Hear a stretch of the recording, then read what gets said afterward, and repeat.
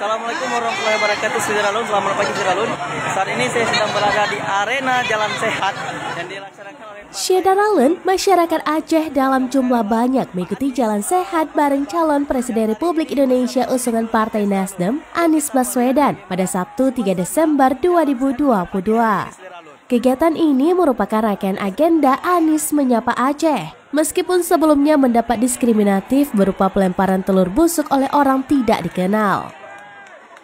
Amatan Sereminus.com, lautan massa memadati halaman kantor DPW Partai Nasdem kawasan Panguraya untuk mengikuti Jalan Sehat bareng Anies.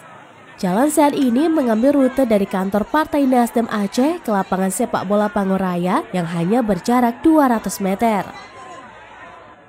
Kegiatan jalan santai tersebut dilepas langsung oleh Anies didampingi Ketua DPW Partai Nasdem Aceh Teuku Taufikul Hadi. Pada acara itu Anies sempat menyampaikan sambutan yang pada intinya mengajak masyarakat Aceh untuk terus mengikhtiarkan perdamaian yang ditandai dengan adanya rasa keadilan. Di lapangan sepak bola Panguraya, Anies akan menyampaikan orasi sembari menyapa masyarakat Aceh. Perdamaian itu tidak ditandai sekedar dengan tiadanya konflik, tidak ditandai dengan tiadanya kekerasan. Kedamaian dan perdamaian itu ditandai dengan hadirnya rasa keadilan bagi semuanya.